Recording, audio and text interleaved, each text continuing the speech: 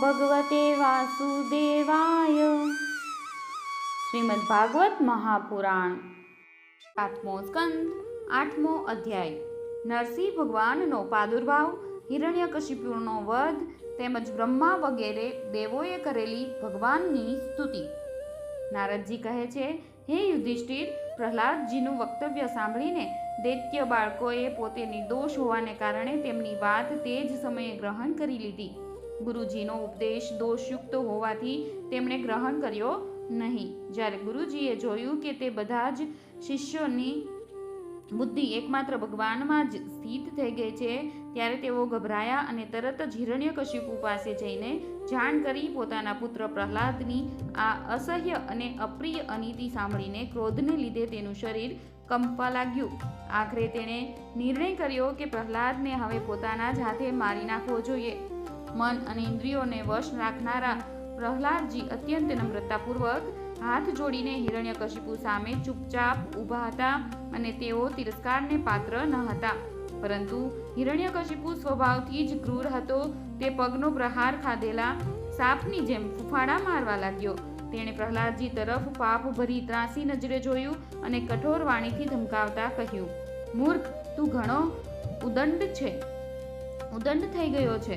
પોતે તો નીચ છે જ, હવે અમારા કુળના બીજા બાળકોમાં પણ ફૂટ પડાવે છે. તે ઘણી હઠપૂર્વક મારી આજ્ઞાનું ઉલ્લંઘન કર્યું છે. હું આજે જ તને યમરાજના ઘરે પહોંચાડી દઉં છું. હું જરા જેટલો ક્રોધ કરું છું તો ત્રણેય લોક અને તેમના લોકપાલો કંપી ઉઠે છે. તો પછી અરે મૂર્ખ, તે કઈ તાકાતથી નિર્ભયની જેમ મારી આજ્ઞા વિરુદ્ધનું વર્તન કર્યું છે?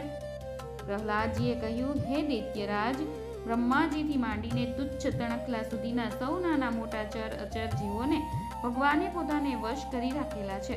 મારું અને તમારું જ નહીં, બલકે સંસારના સમસ્ત બળવાનોનું પણ બળ માત્ર તેઓ જ છે. તેઓ જ મહાપરાક્રમી, સર્વશક્તિમાન કાળ ભગવાન જ છે તથા સમસ્ત પ્રાણીઓનું ઇન્દ્રિય બળ, મનોબળ, શરીર બળ, ધૈર્ય તેમજ ઇન્દ્રિયો પણ તેઓ જ છે. તે જ પરમેશ્વર પોતાની શક્તિઓ થકી આ વિશ્વની રચના, રક્ષણ અને સંહાર કરે છે. તેઓ જ સત્વ વગેરે ત્રણેય ગુણોના સ્વામી છે. પિતાજી, તમે પોતાનો આ આસુરી ભાવ ત્યજી દો અને પોતાના મનને સૌ પ્રત્યે સમ બનાવો. આ સંસારમાં પોતાના વશમાં નહીં રહેનારા અને કુમાર્ગે જનારા મન સિવાય બીજું કોઈ શત્રુ નથી. મનમાં સૌના પ્રત્યે સમતાનો ભાવ કેળવવો એ જ ભગવાનની સૌથી મોટી પૂજા છે. જે લોકો પોતાના સર્વસ્વને લૂંટી લેનારા આ 5 ઇન્દ્રિયો અને મન, ઇન્દ્રિયો રૂપી લૂંટારાઓ પર પહેલા વિજય મેળવી લેતા નથી અને એવું માનવા લાગે છે કે અમે 10 દિશાઓને જીતી લીધી છે, તેઓ મૂર્ખ છે. પણ જે જ્ઞાની અને જીતેન્દ્રિય મહાત્માએ સમસ્ત પ્રાણીઓ પ્રત્યે સમતાનો ભાવ પ્રાપ્ત કરી લીધો, તેના અજ્ઞાનને લીધે પેદા થનારા કામ, ક્રોધ વગેરે શત્રુઓ પણ નાશ પામે છે. તો પછી બહારના શત્રુઓ તો બચવા જ કેમ પામે? હિરણ્યકશિપુએ કહ્યું, અરે મન બુદ્ધિ, હવે તો તે બોલવાની પણ હદ વટાવી દીધી છે. એ વાત સ્પષ્ટ છે કે હવે તું મરવા માગે છે, કારણ કે જેઓ મરવા માગે છે તેઓ જ આવી ધડ માથા વિનાની વાતો કરતા હોય છે. અરે અભાગ્યા, તે મારા સિવાય અન્ય કોઈને જગતનો સ્વામી બતાવ્યો છે. તો જોઉં તો ખરો કે તારો તે જગદીશ્વર ક્યાં છે? વારું, શું કહ્યું? તે સર્વત્ર છે. તો પછી આ થાંભલામાં કેમ નથી દેખાતો? અચ્છા, તને આ થાંભલામાં પણ દેખાય છે. અરે, તું હજી આવી ગપ મારી રહ્યો છે. હું હમણાં જ તારું માથું ધડ પરથી ઉતારી લઉં છું. જોઉં તો ખરો કે તારો તે સર્વસ્વ હરિ કે જેના પર તને આટલો ભરોસો છે, તે તારું કેવી રીતે રક્ષણ કરે છે? આ પ્રમાણે તે અત્યંત બળવાન મહાદૈત્ય ભગવાનના પરમ પ્રેમી પ્રહલાદને વારંવાર ધમકાવતો અને સતાવતો રહ્યો. તે પોતાના ક્રોધને રોકી ન શક્યો અને તે હાથમાં ખડગ લઈને સિંહાસન પરથી ઉછળ્યો અને તેણે ઘણા જોરથી તે થાંભલાને મુક્કો માર્યો. તે સમયે તે થાંભલામાં એક મહાભયંકર ધ્વનિ થયો. એવું લાગ્યું કે જાણે બ્રહ્માંડ ફાટી પડ્યું. તે ધ્વનિ જ્યારે લોકપાલોના લોકમાં પહોંચ્યો ત્યારે તે સાંભળીને બ્રહ્માજી વગેરેને એવું લાગ્યું કે જાણે તેમના લોકોનો પ્રલય થઈ રહ્યો છે. હિરણ્યકશિપુ પ્રહલાદને મારી નાખવા માટે ઘણા જોરથી ધસ્યો હતો, પરંતુ દૈત્ય સેનાપતિઓને પણ ભયથી કંપાવી દેતો તે અદ્ભુત અને અપૂર્વ ધ્વનિ સાંભળીને તે ગભરાયેલા જેવો દેખાવા લાગ્યો. તેને ડર લાગ્યો કે આ ભીષણ ધ્વનિ કરનાર કોણ છે, પરંતુ તેને તે સભામાં કશું પણ દેખાયું નહીં. આ જ સમયે પોતાના સેવક પ્રહલાદની બ્રહ્માની તથા સનકાદી ઋષિઓની વાણીને સત્ય ઠેરવવા માટે અને સમસ્ત પદાર્થોમાં પોતાની વ્યાપકતા બતાવવા માટે તે સભામાં તે જ થાંભલામાં અત્યંત વિચિત્ર રૂપ ધારણ કરીને ભગવાન પ્રગટ થયા. બોલો શ્રી નરસિંહ ભગવાનની જય. તે રૂપ નહોતું તો પૂરેપૂરું સિંહનું કે નહોતું મનુષ્યનું. જે સમયે હિરણ્યકશિપુ ભયંકર ધ્વનિ કરનારાની શોધ કરી રહ્યો હતો, તે જ સમયે તેણે થાંભલાની અંદરથી નીકળતા તે અદ્ભુત પ્રાણીને જોયું અને તે વિચારવા લાગ્યો, અહો, આ નથી તો મનુષ્ય અને નથી તો પશુ, તો આ નરસિંહના રૂપમાં કયો અલૌકિક જીવ છે. જે સમયે હિરણ્યકશિપુ આવો તર્ક કરી રહ્યો હતો, તે જ સમયે તેની સામે જ નરસિંહ ભગવાન ઉપસ્થિત થઈ ગયા. તેમનું તે રૂપ ઘણું જ ભયાનક હતું. તપાવેલા સોના જેવી પીળી પીળી ભયાનક આંખો હતી. આળસ મરડવાને લીધે ગરદનના વાળ આમ તેમ લહેરાઈ રહ્યા હતા. દાઢો ઘણી વિકરાળ હતી. તલવારની જેમ ચકચકતી છરાની ધાર જેવી તીક્ષ્ણ જીભ હતી. ત્રાંસા ભવાને લીધે તેમનું મોઢું વિશેષ ડરામણું બની રહ્યું હતું. કાન નિશ્ચલ અને ઉપર તરફ ઉઠેલા હતા. ફૂલેલું નાક અને ફૂલેલું મોઢું પર્વતની ગુફા જેવા અદ્ભુત લાગતા હતા. ફાટેલા એટલે કે પહોળા થયેલા જડબાઓને લીધે તેમની ભયંકરતા ઘણી વધી ગયેલી હતી. વિશાળ શરીર સ્વર્ગને સ્પર્શી રહ્યું હતું. ગરદન થોડી ટૂંકી અને જાડી હતી. છાતી પહોળી અને કમર ઘણી પાતળી હતી. ચંદ્રમાના કિરણો જેવા સફેદ રૂંવાટા આખા શરીર પર ચમકી રહ્યા હતા. ચારે તરફ સેંકડો ભુજાઓ ફેલાયેલી હતી કે જેમના મોટા મોટા નખ આયુધનું કામ આપતા હતા. તેમનું સ્વરૂપ એટલું ભયંકર હતું કે તેમની પાસે કોઈની ફરકવાની પણ હિંમત થતી ન હતી. નરસિંહ ભગવાને તેમના અનેક હાથોમાં ધારણ કરેલા ચક્ર વગેરે નિજ આયુધો અને વજ્ર જેવા અન્ય શ્રેષ્ઠ આયુધો વડે બધા દૈત્યો દાનવોને ભગાડી મૂક્યા. હિરણ્યકશિપુ વિચારવા લાગ્યો, હોય ન હોય મહામાયાવી વિષ્ણુએ જ મને હણવા માટે આ રૂપ ધારણ કર્યું છે, પરંતુ આનાથી તે મારું શું બગાડી શકવાનો છે. આ પ્રમાણે બોલતો અને સિંહ ગર્જના કરતો દૈત્યરાજ હિરણ્યકશિપુ હાથમાં ગદા લઈને નરસિંહ ભગવાન પર ત્રાટક્યો. પરંતુ જેમ પતંગિયું આગમાં પડીને અદૃશ્ય થઈ જાય છે, તેવી જ રીતે તે દૈત્ય ભગવાનના તેજમાં સમાઈને ગુમ થઈ ગયો. સમસ્ત શક્તિ અને તેજના આશ્ચર્યભૂત ભગવાન માટે આમ કરવું એ કોઈ આશ્ચર્ય નથી, કારણ કે સૃષ્ટિના આરંભમાં તેમણે પોતાના તેજથી પ્રલયના નિમિત્તભૂત તમોગુણ રૂપી ઘોર અંધકારને પણ પી લીધો હતો. ત્યારબાદ તે દૈત્ય અતિ ક્રોધપૂર્વક ધસ્યો અને પોતાની ગદા ઘણા જોરથી ઘુમાવીને તેણે નરસિંહ ભગવાન પર પ્રહાર કર્યો. પ્રહાર કરતી વખતે જ જેમ ગરુડ સાપને પકડી લે છે, તેવી જ રીતે ભગવાને ગદા સહિત તે દૈત્યને પકડી લીધો અને તેઓ તેની સાથે રમત કરવા લાગ્યા. ત્યારે તે દૈત્ય તેમના હાથમાંથી એવી જ રીતે છટકી ગયો કે જેમ ક્રીડા કરતા ગરુડની પકડમાંથી સાપ છૂટી જાય છે. હે યુધિષ્ઠિર, તે સમયે બધા જ લોકપાલો વાદળોમાં છુપાઈને તે યુદ્ધ જોઈ રહ્યા હતા. તેમનું સ્વર્ગ તો હિરણ્યકશિપુએ પહેલાથી જ છીનવી લીધું હતું. તેમણે જ્યારે જોયું કે ભગવાનના હાથમાંથી તે છૂટી ગયો છે, ત્યારે તેઓ વિશેષ ડરી ગયા.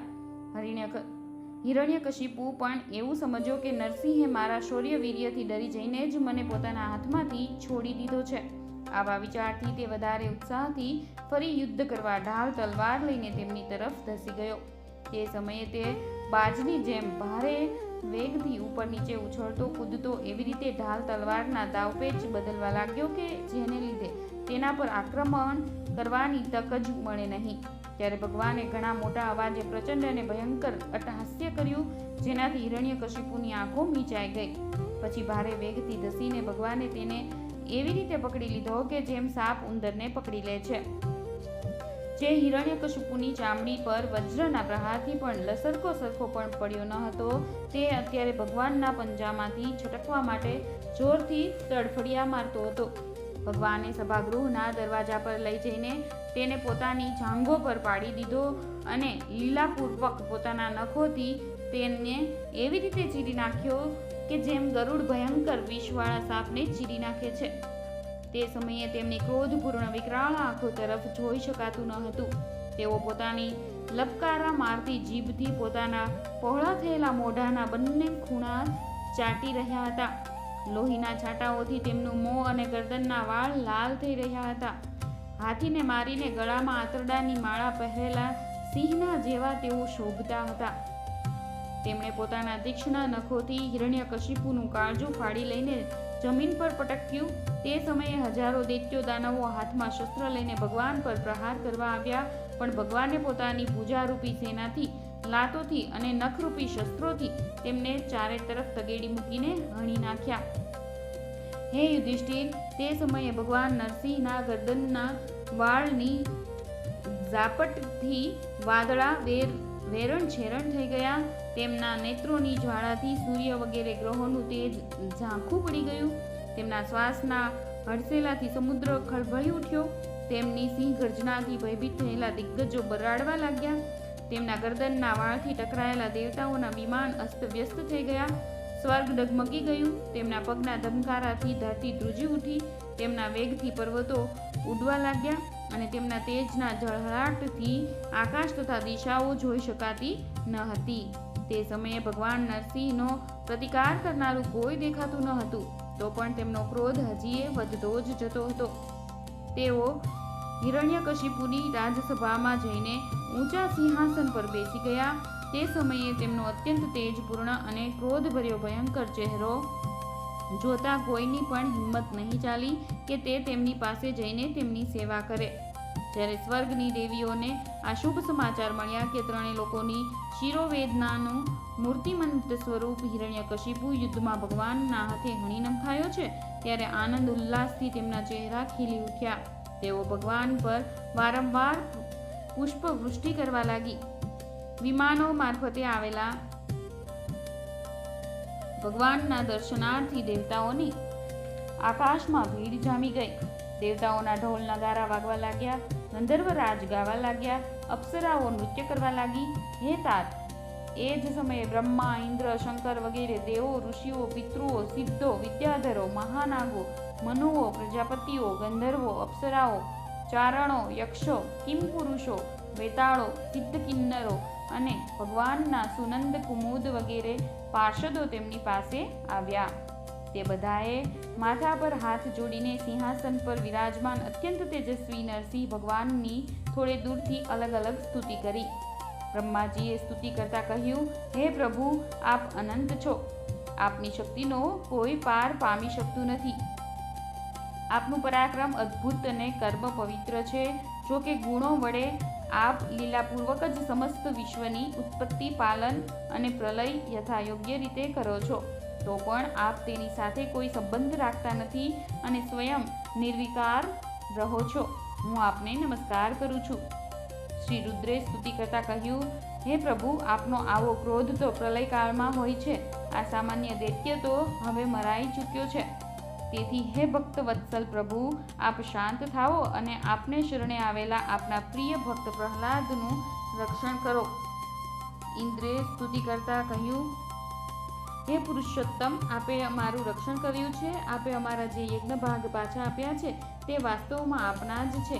દૈત્યોના આતંકથી દુઃખી થયેલા અમારા હૃદય કમળને આપે પ્રફુલ્લિત કરી દીધું છે. જે આપનું જ નિવાસ સ્થાન છે, આ સ્વર્ગ વગેરેનું જે રાજ્ય અમને ફરીથી પ્રાપ્ત થયું છે, એ બધું તો કાળનો કોળિયો છે. જેઓ આપના સેવકો છે તેમને માટે સ્વર્ગ કઈ મોટી વસ્તુ છે. હે સ્વામી, જેમને આપની સેવાની કામના છે તેઓ તો મુક્તિનો પણ આદર કરતા નથી, તો પછી અન્ય ભોગોની તો તેમને જરૂર જ શી છે? ઋષિઓએ સ્તુતિ કરતા કહ્યું, હે પુરુષોત્તમ, આપે તપસ્યા વડે જ પોતાનામાં લીન થઈ ગયેલા જગતની ફરીથી રચના કરી હતી અને તે જ આત્મતેજ સ્વરૂપ શ્રેષ્ઠ તપસ્યાનો ઉપદેશ આપે કૃપા કરીને અમારે માટે પણ કર્યો હતો. આ દૈત્યે અમારી તપસ્યાનો ઉચ્છેદ કરી દીધો હતો. હે શરણાગત વત્સલ, તે તપસ્યાના રક્ષણ માટે અવતાર ગ્રહણ કરીને આપે તે જ તપ કરવા માટે ફરીથી અમને તક પૂરી પાડી છે. પિતૃએ સ્તુતિ કરતા કહ્યું, હે પ્રભુ, અમારા પુત્રો અમારા માટે પિંડદાન કરતા હતા. તેમને આ દૈત્ય બળપૂર્વક છીનવીને ખાઈ જતો હતો. જેઓ જ્યારે પવિત્ર તીર્થમાં કે સંક્રાંતિ વગેરે ટાણે નૈમિતિક તર્પણ કરતા હતા અથવા તિલાંજલિ આપતા હતા, ત્યારે તે પણ આ દૈત્ય પડાવી લેતો હતો. આજે આપે પોતાના નખથી તેનું પેટ ચીરીને તે બધું જ પાછું મેળવીને જાણે કે અમને આપી દીધું છે. આપ સમસ્ત ધર્મોના એકમાત્ર રક્ષક છો. હે નરસિંહ દેવ, અમે આપને નમસ્કાર કરીએ છીએ. સિદ્ધોએ સ્તુતિ કરતા કહ્યું, હે નરસિંહ દેવ, આ દુષ્ટે પોતાના યોગ અને તપના બળથી અમારી યોગ સિદ્ધિ ગતિ છીનવી લીધી હતી. આપે પોતાના નખથી જે ઘમંડીને ચીરી નાખ્યો છે, અમે આપના ચરણોમાં વિનિત ભાવે નમસ્કાર કરીએ છીએ. વિદ્યાધરોએ સ્તુતિ કરતા કહ્યું, હે પ્રભુ, આ મૂર્ખ હિરણ્યકશિપુ પોતાના બળ અને વીરતાના ઘમંડમાં મદમસ્ત હતો, ત્યાં સુધી કે અમે લોકોએ વિવિધ ધારણાઓથી જે વિદ્યા પ્રાપ્ત કરી હતી તેને આ દૈત્ય વ્યર્થ કરી દીધી હતી. આપે યુદ્ધમાં યજ્ઞબલિના પશુની જેમ આને નષ્ટ કરી દીધો. પોતાની લીલાથી નરસિંહ બનેલા આપને અમે નિત્ય નિરંતર પ્રણામ કરીએ છીએ. નાગોએ સ્તુતિ કરતા કહ્યું, આ પાપીએ અમારા મસ્તક પરના મણિઓને તથા અમારી શ્રેષ્ઠ અને સુંદર પત્નીઓને પણ છીનવી લીધી હતી. આજે તેની છાતી ચીરીને આપે અમારી પત્નીઓને અત્યંત આનંદિત કરી છે. હે પ્રભુ, અમે આપને નમસ્કાર કરીએ છીએ. મનુઓએ સ્તુતિ કરતા કહ્યું, હે દેવાધિદેવ, અમે આપના આજ્ઞાંકિત મનુઓ છીએ. આ દૈત્ય ધર્મ મર્યાદાનો ભંગ કરી દીધો હતો. આપે આ દુષ્ટને હણીને મહાન ઉપકાર કર્યો છે. હે પ્રભુ, અમે આપના સેવકો છીએ. આજ્ઞા આપો, અમે આપની શી સેવા કરીએ? પ્રજાપતિઓએ સ્તુતિ કરતા કહ્યું, હે પરમેશ્વર, આપે અમને પ્રજાપતિ બનાવ્યા હતા, પરંતુ આના અટકાવવાથી અમે પ્રજાની સૃષ્ટિ કરી શકતા ન હતા. આપે આની છાતી ચીરી નાખી અને તે ચીર નિદ્રામાં સૂઈ ગયો. સત્વમય મૂર્તિ ધારણ કરનારા હે પ્રભુ, આપનો આ અવતાર સંસારના કલ્યાણ માટે જ છે. ગંધર્વોએ સ્તુતિ કરતા કહ્યું, હે પ્રભુ, અમે આપના સેવકો છીએ. આપે અમને નૃત્ય કરવા અને સંગીત સંભળાવવા માટે નિયુક્ત કર્યા છે. આ દૈત્યે પોતાના બળ અને પરાક્રમથી અમને પોતાના દાસ બનાવી દીધા હતા. તેને આપે કાળને હવાલે કર્યો છે. સાચું છે કે કુમાર્ગે ચાલનારાઓનું શું ક્યારે કલ્યાણ થઈ શકે ખરું? ચારણોએ સ્તુતિ કરતા કહ્યું, હે પ્રભુ, સજ્જનોના હૃદયને પીડા પહોંચાડનારા આ દુષ્ટને આપે સમાપ્ત કરી દીધો. તેથી અમે આપના તે ચરણ કમળોના શરણમાં છીએ કે જેમની પ્રાપ્તિ થતાં જ જન્મ મરણ રૂપી સંસાર ચક્રમાંથી છુટકારો મળી જાય છે. યક્ષોએ સ્તુતિ કરતા કહ્યું, હે ભગવાન, પોતાના શ્રેષ્ઠ કર્મોને કારણે અમે લોકો આપના સેવકોમાં પ્રધાન ગણાતા હતા, પરંતુ હિરણ્યકશિપુએ અમને પોતાની પાલખી ઉંચકનારા કહાર બનાવી દીધા. પ્રકૃતિના નિયામક હે પરમાત્મા, આને કારણે થનારા પોતાના આપ્તજનોના કષ્ટ જાણીને જ આપે આને હણી નાખ્યો છે. કિમ પુરુષોએ સ્તુતિ કરતા કહ્યું, અમે લોકો અત્યંત તુચ્છ કિમ પુરુષો છીએ, જ્યારે આપ સર્વશક્તિમાન મહાપુરુષ છો. જ્યારે સત્પુરુષોએ આનો તિરસ્કાર કર્યો, આને ધિક્કાર્યો, તેથી જ આપે આજે આ અધમ અસુરને નષ્ટ કરી દીધો. વૈતાલિકોએ સ્તુતિ કરતા કહ્યું, હે ભગવાન, મોટી મોટી સભાઓમાં અને જ્ઞાન યજ્ઞોમાં આપના નિર્મળ યશનું ગાન કરીને અમે મોટી પ્રતિષ્ઠા પૂજા પ્રાપ્ત કરતા હતા. આ દુષ્ટે અમારી તે આજીવિકા જ નષ્ટ કરી દીધી હતી. મહાન સૌભાગ્યની વાત છે કે મહારોગ તુલ્ય આ દુષ્ટને આપે જળમૂળથી ઉખાડી દીધો છે. કિન્નરોએ સ્તુતિ કરતા કહ્યું, અમે કિન્નરો આપના સેવક છીએ. આ દૈત્ય અમારી પાસે વેઠમાં જ કામ કરાવતો હતો. હે ભગવાન, આપે કૃપા કરીને આજે આ પાપીને નષ્ટ કરી દીધો છે. હે પ્રભુ, આ જ પ્રમાણે આપ અમારા અભ્યુદય કરતા રહો. ભગવાનના પાર્ષદોએ સ્તુતિ કરતા કહ્યું, હે શરણાગત વત્સલ, સમસ્ત લોકોને શાંતિનું પ્રદાન કરનારા આપનું આ અલૌકિક નરસિંહ રૂપ અમે આજે જ જોયું છે. હે ભગવાન, આ દૈત્ય આપનો એ જ આજ્ઞાંકિત સેવક પાર્ષદ હતો કે જેને સનકાદી ઋષિઓએ શાપ આપી દીધો હતો. અમે સમજીએ છીએ આપે કૃપા કરીને આનો ઉદ્ધાર કરવા માટે જ આનો વધ કર્યો છે. 7મા સ્કંદ અંતર્ગત પ્રહલાદ અનુચરિતમાંનો દૈત્યરાજ વધમાંનો નરસિંહ સ્તુતિ નામનો 8મો અધ્યાય સમાપ્ત.